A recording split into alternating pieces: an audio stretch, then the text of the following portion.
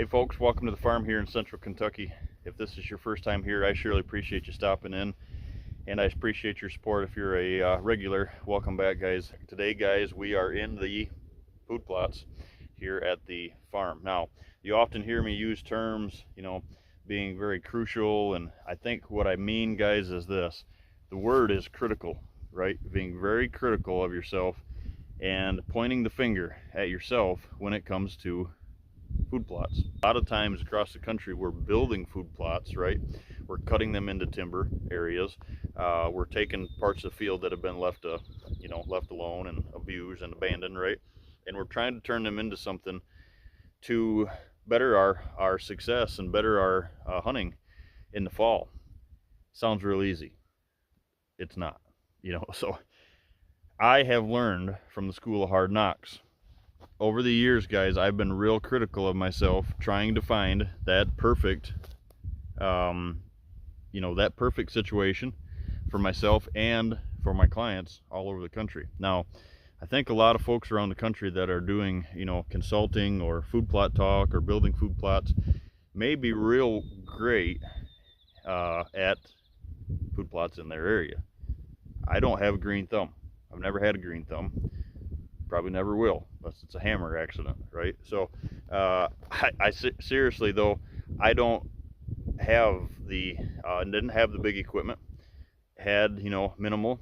If you follow the channel years ago when we were in Michigan, I was building food plots with backpacks, sprayers and leaf blowers and rakes, right? So now we're to this point that we're at the farm, right? And I think that all ties into the success of what we found and what I can help you get to quicker, be more successful in your food plot programs. And I think that all stems back directly in connection with being critical about yourself. So today we're going to do a walk through the plots here on the farm here in Washington County.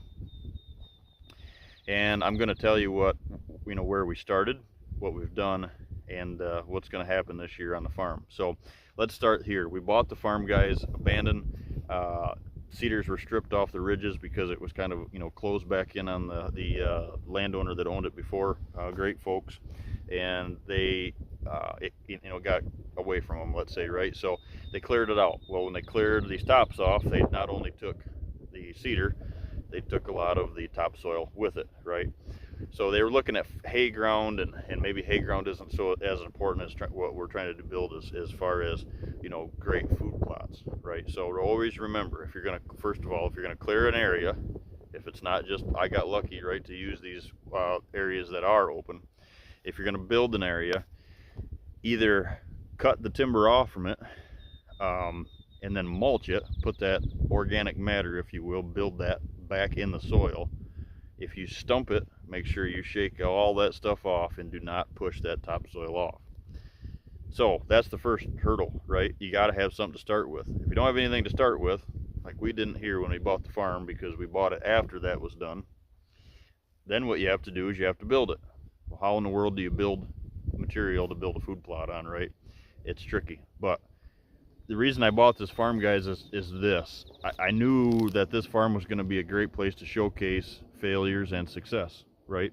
If I can bring a food plot program to the forefront, to the pinnacle, and make it a pinnacle of the farm and the success of the deer hunting here in central Kentucky. Guys, we don't have fieldstone. If you're from Michigan, we've got shale. You pick up one of that rock right there behind me, and that rock might be 6 feet across the top of it. It might only be 3 inches deep, hence the rock walls you see over here, right? But it's that one and the next one and the next one. So we're building on top of nothing, right? I don't think here I can take you around the country, guys, unlike the Midwest and the upper Midwest, parts of Michigan, Indiana, Wisconsin. Drive all over, there's discs sitting all over. I don't see that so much here in Kentucky, and the reason for that is you can't disc or till this ground. If you do, it's hill country. When it rains, it's washing away. So not only when it washes is it taking everything with it as far as erosion, it's taking all the mineral and nutrients and everything, whatever is left, down in the bottoms. So down in here, that looks pretty healthy, right? well, probably reason, there's probably whatever has been, fertilized and lime, that's probably where it's all at, right? So we started the program, guys, years ago. I really liked using rye and buckwheat. We'd plant that and then we'd till it. Then I got to a point where I didn't want to till it anymore because I was growing it. I was trying to build that organic matter, and I felt that tilling it was just, going backwards. So what I started doing is we started using more buckwheat. So I'm going to touch on this real quick with you. Buckwheat is a great byproduct or cover product to use as a thatch layer, if you will, to drill into or broadcast your seed into and then crimp or color pack it down. The reason for that is, guys, buckwheat is high in moisture content. So when you crimp it, let's say, it rots. Well, you get that green manure. All that moisture that was in that brassica goes back, or that buckwheat goes back on the soil. It's great. Problem with it is, guys, it's high in moisture content. Where is it getting the moisture? Out of your food plots. It's sucking your food plots dry. It works somewhere. It works some places in the country. If you got great soil, buckwheat works great. If you got crappy soil and it's dry, and we go through a drought like we did last year, don't plant a straight monoculture of buckwheat. Been there, done that. Bought the t-shirt. You don't want to do that.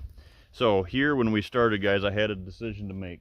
We bought it. It was full of old hay, turkey mite galore, 3-4 foot tall. I did not mow it. I went in, fertilized it, limed it, knowing that what I was going to do, and I planted at that time is I put a bunch of my own rye buckwheat, kind of a blend, if you will, into it, and I crimped all of that hay down. It was a heavy thatch layer, crimped it all down. I even added a bunch of clovers and stuff like that, right? Crimped it down. We had pretty darn good success for the first year. Now, I didn't get to do that in the spring. That was just going into fall, right? So I planted it. I mean, it wasn't long after. My buckwheat wasn't mature, my rye wasn't mature, and I put my brassicas into it. We actually had better success than I thought I was going to have. Fast forward into last year, what we did is we went into it gung-ho on trying to make this a success, right? What I did is I planted the green cover seed summer release program that you hear Doc Grant Woods promoting all over the country. Doc Grant Woods, guys, has forgot more about having a green thumb and healthy food plots than I'll ever know. I'm not afraid to say that, right? We design properties a little bit different, but he's a great Christian man. Highly respect Doc Grant Woods. He has mastered the buffalo system. It's a wealth of knowledge, guys. It's something that I've studied and watched and learned and done myself now for multiple years, and now we're at this point. So I bought the green cover seed, bought into that program as well, bought the summer release, came in last year, planted, broadcast that into so I broadcast the summer release by green cover seeds into my standing crop from the year before. So this is the spring. This is last May. Crimped it all down, my residual from the year before, crimped everything that was growing, weeds, brush, everything, right? Leftover hay, crimped it down and sprayed on top of it, used plot start. Guys, my summer release last year, got pictures of it, got neighbors that were doing it, got clients right down the road. In most spots, I'm going to say on average it was 5 foot tall. In most areas it was 6+. It was unbelievable. The deer, I've never had a food plots that looked woolly and tall. I've had that manicured food plot look, right? Low, lush, green, clovers, brassicas, stuff like that. I'll never have a low manicured food plot ever again, guys, and the reason for that is I've got a couple of the plots one of the plots from the house that's about 200 yards away, way up a valley, that I can see in the summer. Blow your mind. Deer are out in it 2-3 o'clock in the afternoon, September, going into October. The only thing you can see is the top of their velvet in it. They're in it all day long. So what I did is in August of last year, a little bit earlier than what I wanted, I actually went in and I planted, because I was going on client trips, I actually went in and I planted my, what is now the fall release that they have from Green Cover. Went in, and so it was summer release and fall release. So it has brassicas in it, more clovers, stuff like that, right? So I had the sorghum and everything from the year before, the summer. Brought all that forward, and I wanted to do a test. I wanted to crimp in the fall like I used to do the buckwheat and the rye, and I wanted to leave the other standing like you would if you just drilled into it. If you're gonna crimp in the fall, guys, remember you're terminating, hence the reason we crimp in the spring. You're terminating everything that you're putting down over your seeds. So by doing that, what you're doing is you're killing all that summer food. It was hard because I had a boatload of it left. There was beans left, there was sorghum left. So what I did, I'm going to show you right here, is I crimped half of these plots in the fall, and I left half of them standing. Reason for that is this, guys, is I wanted to see if it really made a difference going into fall. Should we crimp in the fall or should we not? So I think you're going to be shocked at the answer. Let's go down, and I'm going to show you what happened. Now this is April. Everything looks pretty low, right? You can see a lot of the sorghum stubble and stuff like that. Rye's coming in, clovers. I'm going to take you down here. I'm going to show you what happened last year, guys. I think you'll be shocked. So we are standing right on the line, guys, behind me here, right here, of that portion I crimped. So I planted the summer release in the summer, let this all grow. This was 5-6 feet tall in here. Then I came back in August, planted the fall release, and I crimped half of it, and I just broadcast into the other part of this up here, and see if we needed to, to crimp, if I needed some thatch layer. Now you can see, guys, I'm going to turn you around here. See, I've got great thatch layer, and the clovers and ryegrass and everything's coming up through, even some weeds, right? This is the thatch layer that I have going in, and it's been dry. We're, I don't know, maybe a week or so out of rain, but you turn a lot of this over and it's moisture, still moisture right there, right? So got the thatch layer. Right here is the break. This side is where I crimped. That side is where I did not. So this side looks a little greener, maybe more visual rye. You can see more rye, right? This side, more grass. What does that mean as far as the success, what it was in the fall? When I came out here, I killed my buck the end of September, right? So I'd take the tractor through and filling feeders up, once a month, and I really watched these food plots. There was absolutely no difference. Now remember, I didn't drill. I broadcast both of these, both sides, or the whole thing, right? And I crimped half and didn't crimp half. So there's no difference in the brassicas. Brassicas were both sides. Now we didn't have great brassicas because we're still working on organic matter, right? Now the sorghum actually on that side where I crimped here in Kentucky actually double cropped, and that didn't make seed head, but it actually came back, stood back up. And I did notice that the rye was a little stronger on that side than it was on the side where I didn't.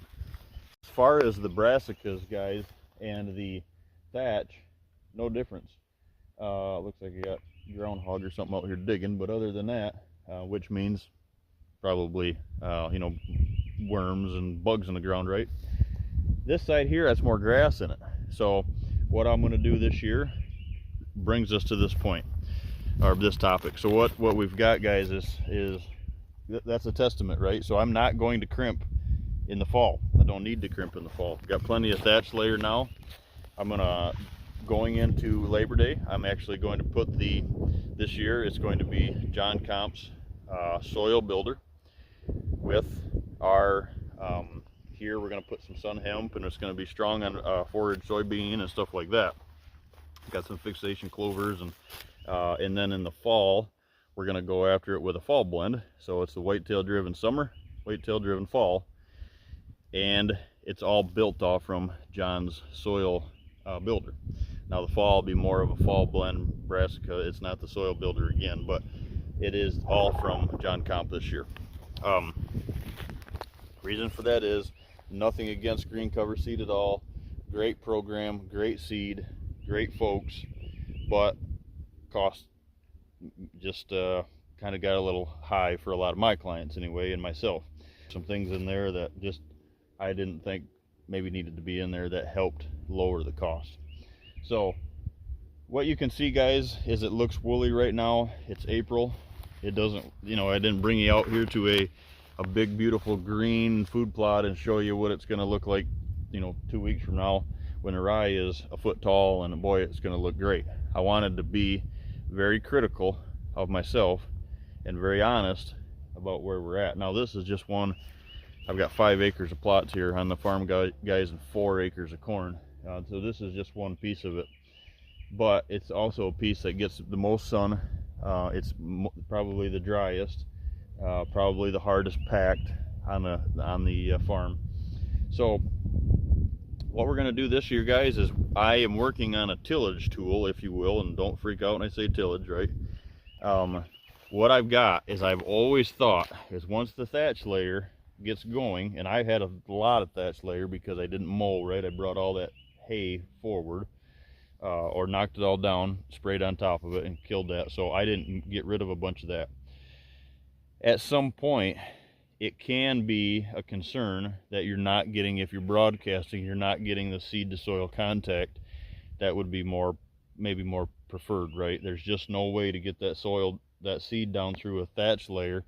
Even though the thatch layer is dying and decaying and breaking apart, there's just really no way to get that down in there. So I recommend this. Touch on that. I'm building a tool, and what it is I've got an aerator in the front. I'll be showing you some pictures here pretty soon, hopefully before I plant, right? Aerator in the front, seeders in the center, crimper in the back. So I'm actually going to be seeding into aeration holes, which is going to plug, not till, but kind of perforate. Those seeds are going to fall down into it, and then I'm going to crimp. This doesn't look like I'm going to have anything to crimp. Middle of May, Memorial Day, somewhere in there. This stuff is going to be 4 foot tall, that rye from last year, and that's all going to get crimped back down on top of the soil builder, the Whitetail driven summer. We're going to crimp all this stuff down on top of it. Then we are going to probably plot start again on top of that. Liquid lime, liquid fertilizer on top of that. Before I do that, here within a couple weeks, I'm going to lime and fertilize again, because my soil tests say that I'm still behind and still weak. But here is a testament of what we've done pH wise, guys. So not only organic matter, but pH is big when we're trying to plant brassicas going into fall and have that availability, of holding deer, right? pH is a big piece of the puzzle.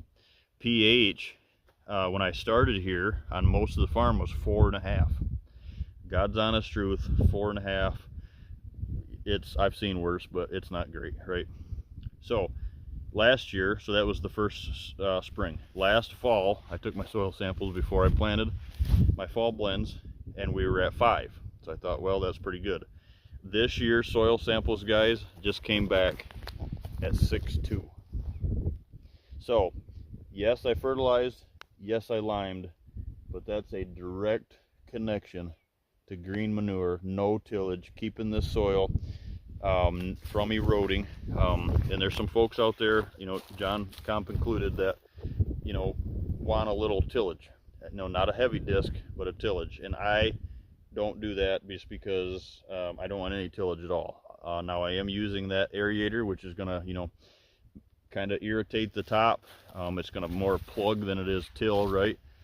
So we are gonna get a little more seed to soil contact this year than before, but not tilling, not disking. So this is the outcome. This is where we're at.